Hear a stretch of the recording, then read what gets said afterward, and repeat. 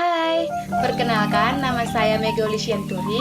Saya dari Poltekkes Kemenkes RI Medan. Di sini saya akan melakukan penyuluhan tentang PHBS. Itu PHBS-nya di sekolah. Apa itu PHBS? PHBS adalah perilaku hidup bersih dan sehat.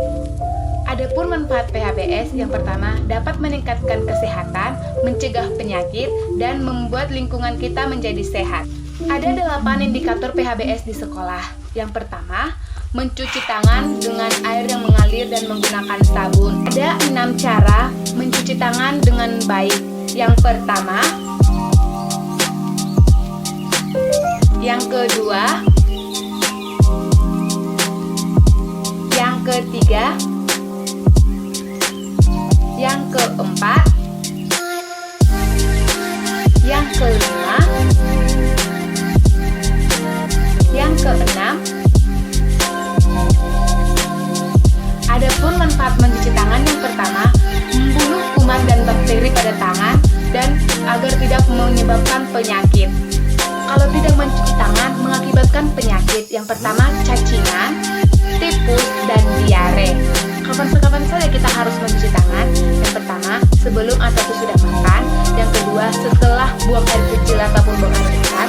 Yang ketiga, setelah memegang uang. Yang keempat, setelah bermain. Yang kelima, setelah memegang binatang. Yang kedua, mengkonsumsi jajanan yang sehat. Konsumsi jajanan sehat itu harus tempatnya bersih, jauh dari tempat sampah, warna tidak mencolok, dan makanannya tertutup.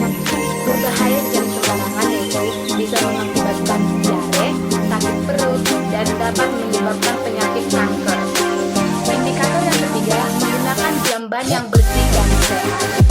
Buang air kecil dan buang air besar harus dijamban supaya lingkungan kita tidak berbau dan tidak jorok. Indikator yang keempat, olahraga yang teratur dan terukur. Tujuan olahraga itu agar tubuh bugar. Yang kedua, membantu pertumbuhan dan perkembangan. Yang ketiga, tidak mudah sakit. Indikator yang kelima, memberantas jentik nyamuk. Kenapa jentik nyamuk harus diberantas?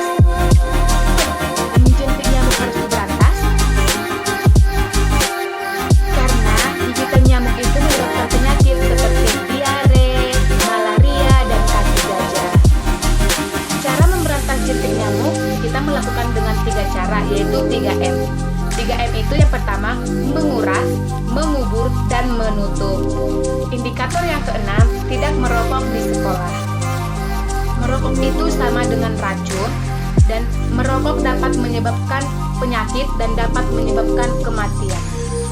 Jadi ingat, hindari asap rokok, jangan pernah mencoba untuk merokok, karena merokok itu menyebabkan penyakit. Yang ketujuh, menimbang badan dan mengukur badan setiap 6 kali sebulan.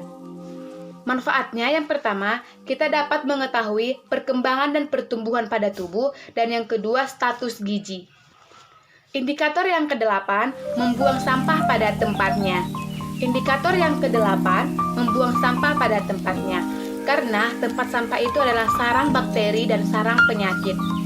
Sampah itu ada 3 jenis. Yang pertama, sampah organik. Yang kedua, sampah anorganik, dan sampah B3. Kakak akan menjelaskan tentang itu. Sampah yang pertama, sampah anorganik. Sampah anorganik itulah sampah yang kering yang tidak bisa diurai. Itu contohnya sampah yang kering kayak kertas, kaca, batu, dan lain-lainnya. Yang kedua, sampah organik. Sampah organik ini adalah sampah basah yang dapat diurai, seperti sisa makanan di rumah, baru sayur-sayuran, dan lain sebagainya. Sampah yang ketiga yaitu B3. Jenis sampah B3 ini adalah sampah dari rumah sakit. Oke, sekian video dari saya. Semoga video ini menjadi manfaat untuk kita semua. Saya ucapkan terima kasih.